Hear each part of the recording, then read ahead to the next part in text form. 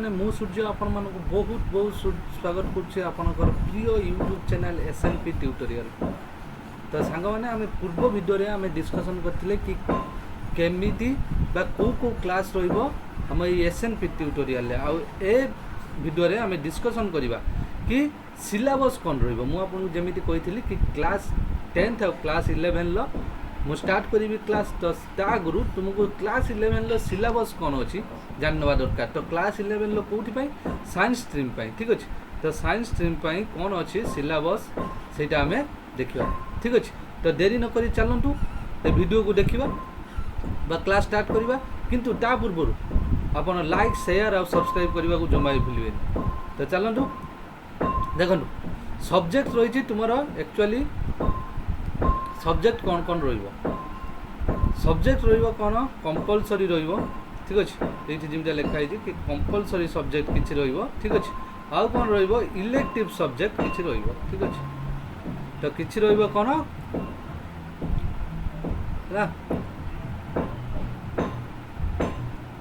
Compulsory subject किसी आउ कौन इलेक्टिव सब्जेक्ट किसी आपन तुम ठीक अच्छे। तो कंपलसरी सब्जेक्ट कौन कंपलसरी सब्जेक्ट भीतर इंग्लिश आ ओडिया ठीक अच्छे। कौन इंग्लिश आउ कौन MIL ठीक अच्छे। MIL है मदर लैंग्वेज ठीक अच्छे। तो MIL कौन कौन रखिपर जे चाहिए ओडिया रखिपर तेलुगु रखिपर बेंगली रखिपर उर्दू किंबा पर्सियान रखिपर हिंदी रखिपर ता सहित संस्कृत और अल्टरनेटिव इंग्लिश भी रखिबो। जदि आपण ओडिया मीडियम छुआ ताले मोर गोटे उपदेश दे तुमको कि कौन ना ओडिया निहाती रख तुम्हें तुमर तेनिकी हिंदी भल होता कि संस्कृत भल होता कि ना किंतु तुम्हें ओडिया रखिबो कारण ओडियाटा मार्केटिंग देता है ठीक अच्छे। ओडियार तुम्हें 90 एभव रखिपर ठीक अच्छे 90 एभव रही पार किंतु जदि तुम्हें संस्कृत की हिंदी रखिबो ताने 80 रु 90 भीतर रहिबो। आ ये 10 मार्क ही तुमको बहुत परे 10 मार्क भैल्यूटा कौन तुम्हें जापर तेणु 90 तुम्हें कौन रख ओडिया रख ठीक अच्छे।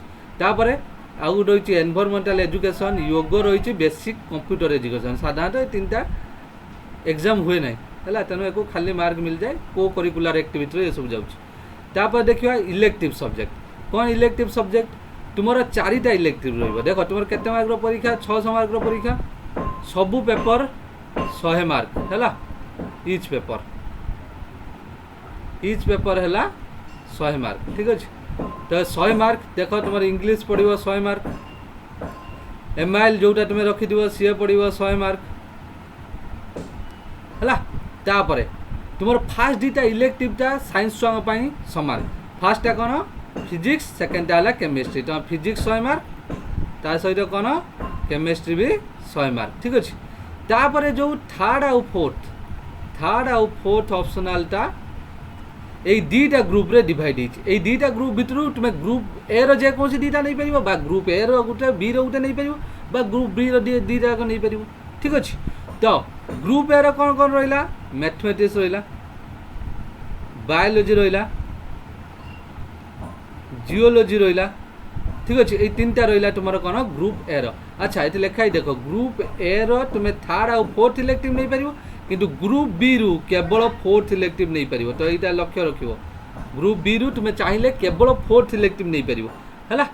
तो दरकार ना कि बा दरकार नहीं कौन से तो ग्रुप बी रो मैंने चाहिए जहाँ मानकर देखिए आम देखिए ग्रुप ए रो सब्जेक्ट अच्छी एथि गोटे रखदेव और ग्रुप बी रो सब्जेक्ट अच्छी तादर गोटे रख बा तुम्हें चाहिए भी ग्रुप ए दीटा सब्जेक्ट रखिपर किसी असुविधा ना। तो ग्रुप ए कौन कौन रहा मैथमेटिक्स रहा बायोलॉजी रहा जियोलॉजी रहा ठीक अच्छे। 3टा सब्जेक्ट मैथमेटिक्स जियोलॉजी आला कौन बायोलॉजी। तो मुझे इरेज कर दिए अधिका गारागारी हेने भल देखा जीवनी तो मुझे इरेज कर दूची।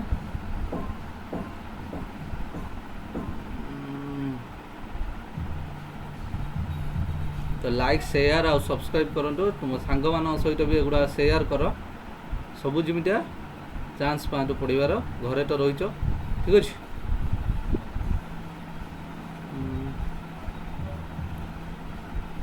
हाँ तो देख ଯେତିକି ହେଲା ସେତିକି ଟାଇମ୍ ଅଧିକା ୱେଷ୍ଟ ହେଇଯିବ ନହେଲେ ଠିକ୍ ଅଛି। ଦେଖ ତ ତାପରେ କ'ଣ ଆଇଲା ଆଉ କ'ଣ ରହିଲା ଗ୍ରୁପ୍ ବିର କ'ଣ କ'ଣ ରହିଛି ଇଲେକ୍ଟ୍ରୋନିକ୍ସ ରହିଛି ଷ୍ଟାଟିଷ୍ଟିକ୍ସ ରହିଛି ଠିକ୍ ଅଛି ଷ୍ଟାଟିଷ୍ଟିକ୍ସ ରହିଛି ଜୋଗ୍ରାଫି ରହିଛି ଜୋଗ୍ରାଫି ତୁମେ ପଢ଼ିପାରିବ ସାଇନ୍ସ ହେଲେ ବି କମ୍ପ୍ୟୁଟର ସାଇନ୍ସ ରହିଛି ଇନଫର୍ମେସନ୍ ଟେକ୍ନୋଲୋଜି ବା ଯେଉଁଟା କୁହନ୍ତି IT ଠିକ୍ ଅଛି।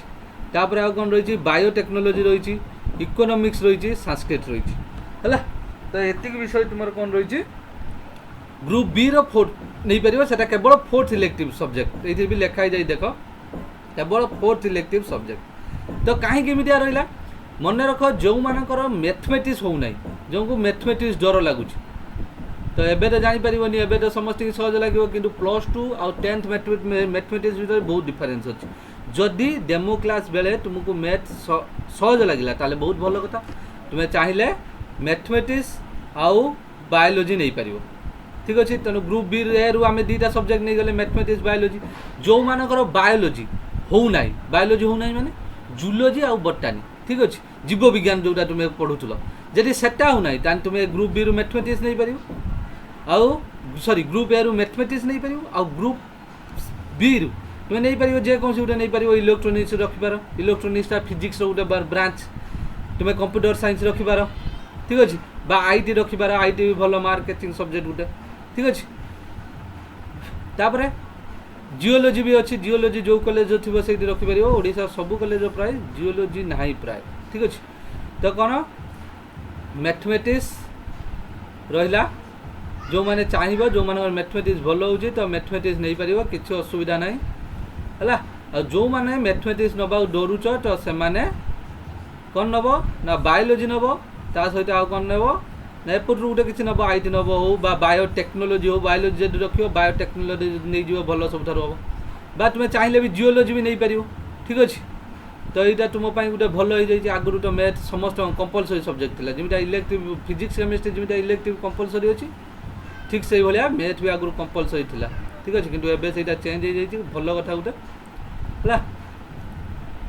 ତ ଯିବା ଏତିକି ବୁଝିପାରିଲ ତାପରେ ଯିବା ଆଗକୁ ଯେଉଁମାନେ ବୁଝି ନ ପାରୁଛ ତ କମେଣ୍ଟ କରିବ ମୁଁ ଆଉ ଥରେ ବୁଝେଇବାକୁ ଚେଷ୍ଟା କରିବି ଠିକ୍ ଅଛି।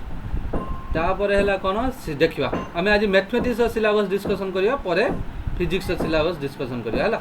ଆଉ କିଛି ସବଜେକ୍ଟ ସିଲାବସ୍ ଏବେ ଡିସ୍କସନ୍ କରିବାନି କାରଣ ମୁଁ କେବଳ ଏଠି ମ୍ୟାଥମେଟିକ୍ସ ଆଉ ଫିଜିକ୍ସ ପଢ଼େଇବି ତୁମେ ଯଦି କହିବ ତାପରେ ମୁଁ ଅଲଗା ସବଜେକ୍ଟର ସିଲାବସ୍ ନହେଲେ ଡିସ୍କସନ୍ କରିଦେବି ଠିକ୍ ଅଛି।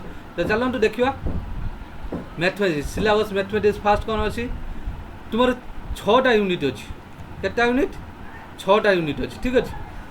ତ 6ଟା ୟୁନିଟ୍ ପ୍ରତ୍ୟେକ ୟୁନିଟ୍ 3 ଭାଗ 4 ଭାଗ ଗୋଟେ ଭାଗ ଏମିତିଆ ଡିଭାଇଡ୍ ହେଇଛି ଠିକ୍ ଅଛି। 6ଟା ୟୁନିଟ୍ ତୁମର ଅଛି 6 ୟୁନିଟ୍ ଆଉ ୟା ଅଣ୍ଡରର ସବ୍ ୟୁନିଟ୍ ଗୁଡ଼ାକ ଅଛି ଠିକ୍ ଅଛି। ତ ଦେଖ ଫାର୍ଷ୍ଟ କ'ଣ ଥିଲା ଫାର୍ଷ୍ଟ ଅଛି କ'ଣ ସେଟ୍ସ ଆଣ୍ଡ ଫଙ୍କସନ୍ ସେଟ୍ ତୁମେ ପଢ଼ିଛ ଆଉ ଯଦି ଫଙ୍କସନ୍ ବିଷୟରେ ନୂଆ କଥା ଜାଣିବ ଫଙ୍କସନ୍ ଜାଣିବ ନୂଆ ପାଠ ତୁମ ପାଇଁ ହେଲା।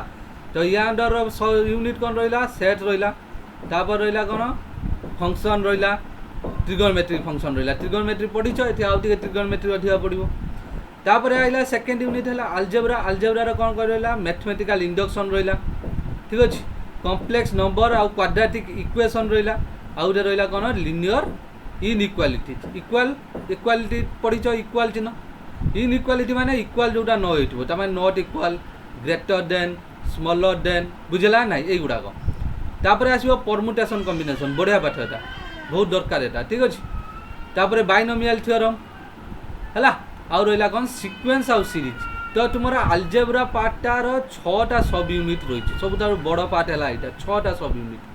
প্রথমে রহব ম্যাথমেটিকাল ইন্ডকশন গোটে সব ইউনিট তারপর রহিলা কোয়াড্রাটিক ইকুয়েশন কমপ্লেক্স নম্বর আর কোয়াড্রাটিক ইকুয়েশন তারপরে linear inequality permutation combination binomial theorem তারপরে হলা সিকোয়েন্স আউ সিরিজ। তারপর যা यूनिट 3 की जा यूनिट 3 तुम कौन रहा कोऑर्डिनेट ज्योमेट्री ठीक अच्छे। यूनिट 3 तुम है कोऑर्डिनेट ज्योमेट्री जो स्थानांक ज्यामिति पढ़ल से बुझला ना। तो ये कोऑर्डिनेट ज्योमेट्री फास्ट कौन आइला स्ट्रेट लाइन बुझला से खाली तुम शिखी एक्स वाई किमिया लिख कोऑर्डिनेट गोटे किमिया स्थानांक किमिया दब किंतु एथि पढ़ कौन स्ट्रेट लाइन इक्वेशन कौन कोनिक सेक्शन कौन कोन पढ़ी तुम मेन्सुरेशन पढ़ कौन ठीक अच्छे। तो कोनिक सेक्शन से कोन लो सेक्शन विषय ये पढ़ो है। तापर है introduction to 3 dimensional geometry 3D तुम्हें से पढ़ी जो स्थानांक जमिति जी तुम्हें जानते से कहला 2D डीटा पढ़ुल कोऑर्डिनेट एक्स आउ वाई पढ़ुल एथि 3D माने एक्स वाई आउ जेड कोऑर्डिनेट पड़ो बा एक्स वाई जेड स्थानांक पड़ो ठीक अच्छे। तापर आसो कैलकुलस कैलकुलस कौन आज न बुझे काली की लॉस यहाँ बहुत इंपोर्टेंट पाठ ठीक अच्छे है। आज जब न बुझ तुमको काली लॉस से बहुत दरकार फ्यूचर रे इंपोर्टेंट बहुत ठीक अच्छे विषय भलसे बुझ सब। तापर मैथमेटिकल रीजनिंग सबुठार सहज पाठ जदि तुम थाए यूनिट भी ठीक अच्छे मैथमेटिक्स जदि सबुठार सहज थाए सेटा मैथमेटिकल रीजनिंग ठीक अच्छे। तापर आसो स्टैटिस्टिक्स और प्रोबेबिलिटी स्टैटिस्टिक्स तुम अल्प किसी पढ़ीच तुम से परिसंख्यन है ठीक अच्छे। आ प्रोबेबिलिटी तो जान संभाव्यता पढ़ीच ये आउ टे अधिका पढ़ो ठीक अच्छे। तो ये तुम 6टा यूनिट टोटाल 6टा यूनिट आदर सब यूनिट जदि सब मिसईदेवा तुम टोटाल हो केटा टॉपिक हो तुम ये 3 6 3 9 9 ये 2 11 12 13 14 15 तेणु तुम टोटाल टॉपिक हो केटा 15टा टॉपिक केटा 15टा टॉपिक ठीक अच्छे